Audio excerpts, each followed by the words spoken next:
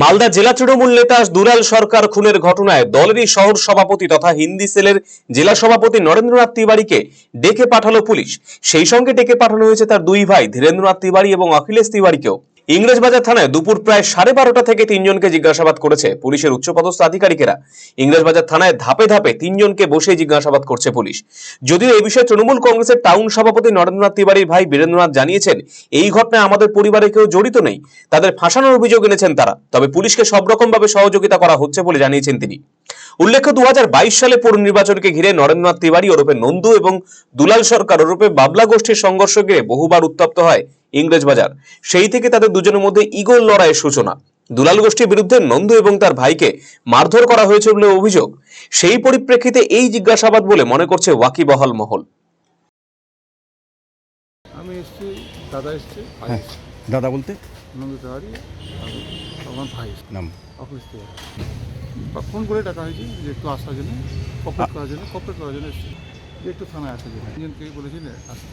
নরেন্দ্রনাথ তিওয়ারি তো এখন টাউন সভাপতি তৃণমূলে। হ্যাঁ, তৃণমূলে টাউন সভাপতি, জেলা সভাপতি।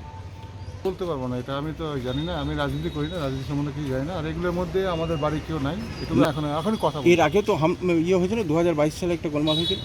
ওটা তো এখন ওই সময় হয়েছিল। কি হয়েছিল?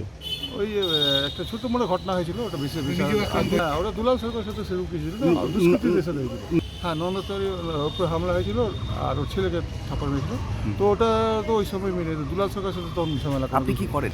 ব্যবসায়ী লেনদেন ছিল আপনাদের সাথে? কার আমার সাথে? না না না, আমি তো ট্রান্সপোর্টিং আমার ব্যবসার সাথে কারো ব্যবসার সম্পর্ক। নরেন্দ্রনাথ তিওয়ারির সঙ্গে কোনো ব্যবসায়িক কোনো লেনদেন? না না, নরেন্দ্রনাথ তিওয়ারির সাথে কোনো ব্যবসা নেই, আমরা কপারেট করছি। হ্যাঁ, আপনারা মানে যে এই ঘটনাতে কোনো রকম যদি আমরা কোনো কিছু সাপোর্ট করতে পারি বা সহযোগিতা করতে পারি, সেটার জন্য আমরা সাপোর্ট করি। বাবলা সরকার খুনের ঘটনা। হ্যাঁ, বাবলা সরকার খুনের ঘটনা। হ্যাঁ, যেহেতু আমরা পুরনো ওখানকার বাসিন্দা।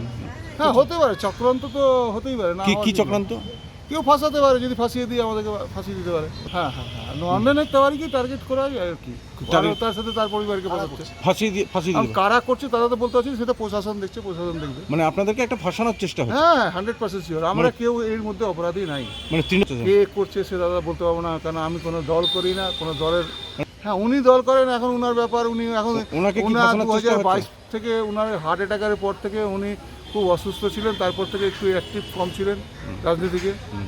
এমনি যেতেন, কোনো মিটিংয়ে হলে যেতেন।